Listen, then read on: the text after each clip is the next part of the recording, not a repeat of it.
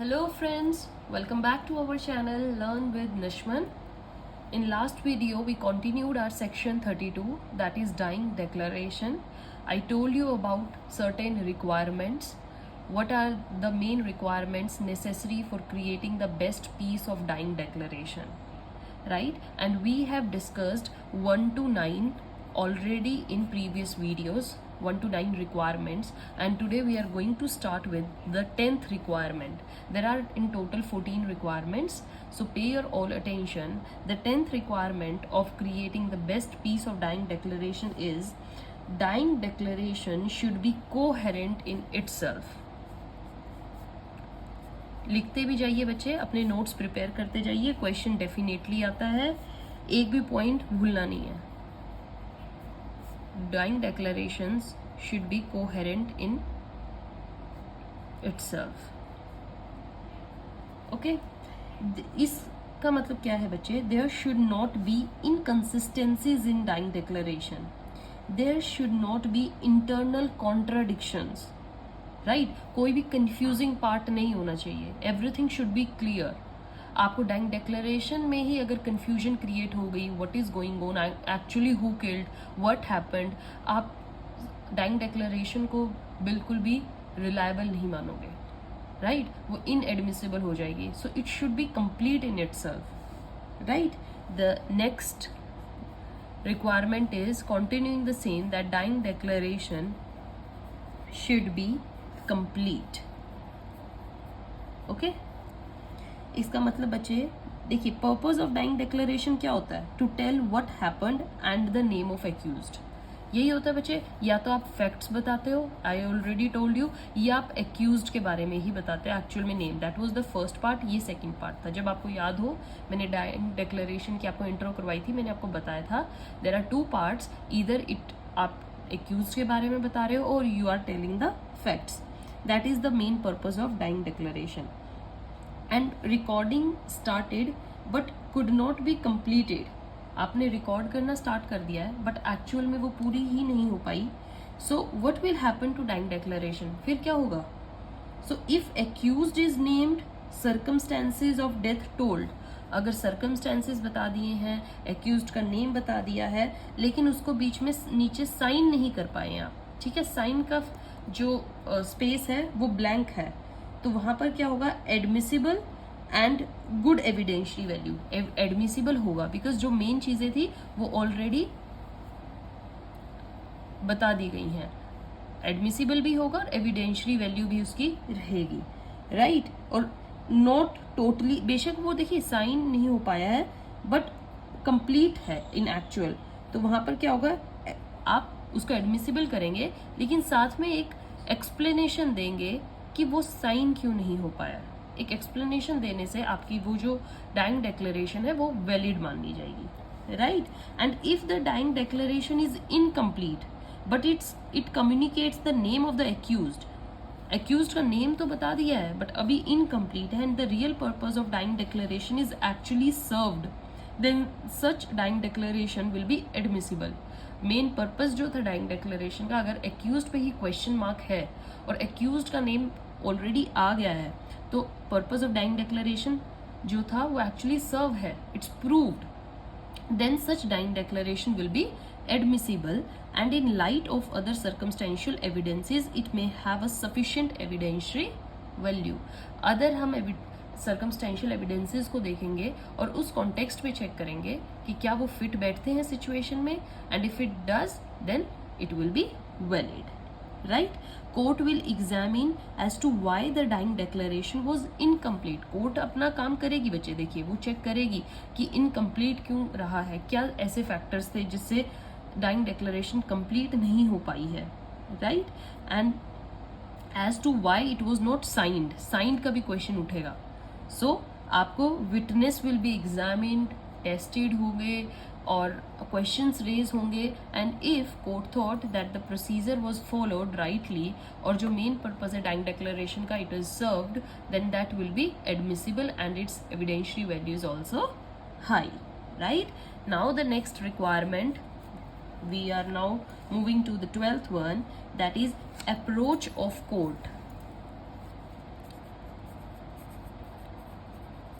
approach of court in cases of burning.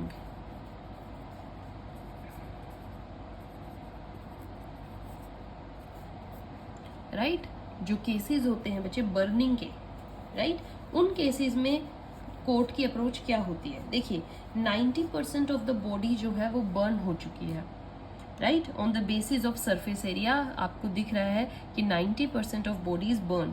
Defence में raise question, इससे defence का question बिल्कुल रेज होगा, ये बिल्कुल सही है, as to how was the person still able to give dying declaration, right dying declaration अभी भी किस पर्पज पे दे दी गई है, ये डिफेंस क्वेश्चन जरूर रेज करेगा।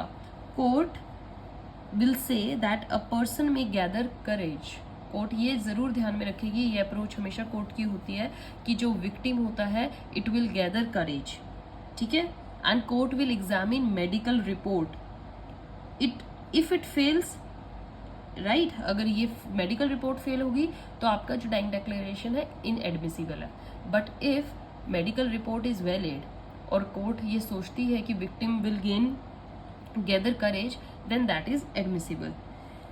Okay, even in cases of 90 to 95% burning, it cannot be said always as a rule that declaration could not be made. Rather, even in such a case, victim may gather strength to declare the name of the culprit.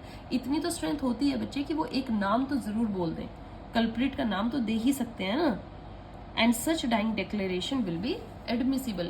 I have already told you, if there is just a name, that will also become a dying declaration and is admissible. It also has to be examined by the court as to which part of the body has burned. Court को ये भी बताना पड़ेगा कि body का which part is burned, right? तो burning के case में कोर्ट का अप्रोच होता है एक simple, that victim can gather the strength to name the actual accused. Alright, now moving to the 13th one, the second last requirement, pay your all attention. Second last requirement of giving the best piece of dying declaration is recording of dying declaration in case of formal recording. जब dying declaration को हम formal recording करते हैं, formal recording का मतलब बच्चे sign by या taken by judicial और एग्जीक्यूटिव मैजिस्ट्रेट।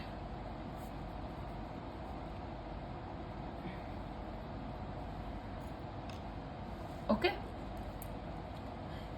फॉर्मल के नेम से ही आपको समझ में आ गया है that if it is in formal in nature, तो जो डाइंग डिक्लेरेशन वो जुडिशियल या एग्जीक्यूटिव मैजिस्ट्रेट के सामने ही होगी। Suppose recording is made to police if circumstances are such that magistrate is not available in time, ठीक है, नहीं है तो क्या वो डाइंग डिक्लेरेशन एडमिसिबल होगी कि नहीं? It is admissible as a rule of prudence. Magistrate recording is done. If executive or judicial magistrate did not record it, then the court has to examine as to why did such officer not record it. अगर ये नहीं record कर पाते हैं तो court ये examine जरूर करती है कि ऑफिसर ने ये रिकॉर्ड क्यों नहीं करी है, क्या बेसिस रहे हैं।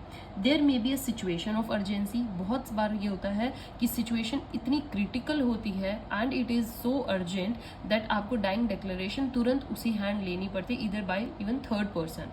आप इस स्टेट में नहीं होते हो to call a judicial magistrate, and in that cases even dying declaration is admissible, but आपको कोर्ट में प्रूव करना पड़ेगा कि situation of urgency was there, that is victim was on the verge of death, मतलब he is just going to die and said magistrate was not available, right? आपको proper देना पड़ेगा situation कैसी थी, मैजिस्ट्रेट अवेलेबल नहीं हो पाए, urgency थी,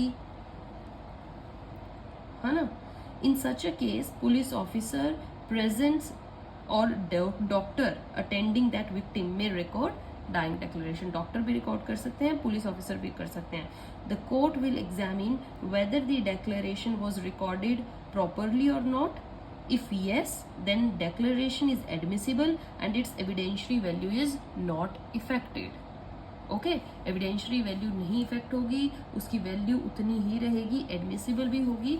just court will check the all other surrounding facts that whether it is recorded properly and what were the facts जिससे जुडिशियल मैजिस्ट्रेट नहीं ले पाए. पुलिस ऑफिसर को बताना पड़ेगा that there is the situation of urgency, या फिर doctor को बताना पड़ेगा कि मेडिकल कंडीशन जो विक्टिम की थी वो बिल्कुल ही on the verge of death थी. Alright, now the very last requirement of creating the best piece of dying declaration is here. It should be recorded as possible, as soon as possible. Okay, recording of dying declaration must be as soon as possible.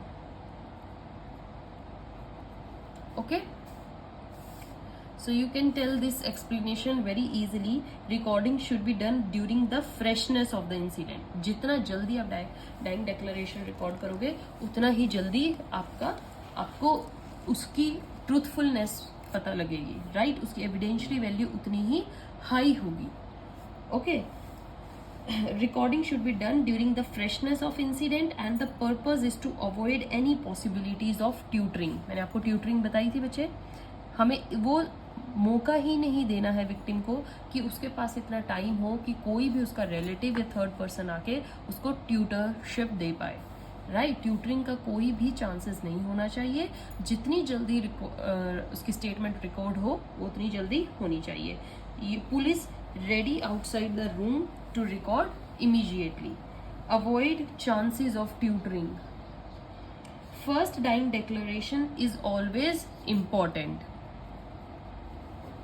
Right? That's why it is said that it should be taken as soon as possible. If it is corroborated by circumstantial evidence and you can prove that it is corroborative and you can show the circumstantial evidence, it will have a high reliable value, high evidentiary value. All right, so read all the 14 requirements. ठीक है बच्चे, मैंने आपको 1 to 14 एक best examples दिए हैं, best आपको requirements दी हैं डाइंग डिक्लेरेशन को रिटन फॉर्म में कैसे क्रिएट करना है. And after that we are moving to section 33 and in that I am going to tell you one more best example of dying declaration. So stay tuned for the next video in which I am going to give you a case study and we will discuss section 33. Till then, goodbye, have a nice day, thank you.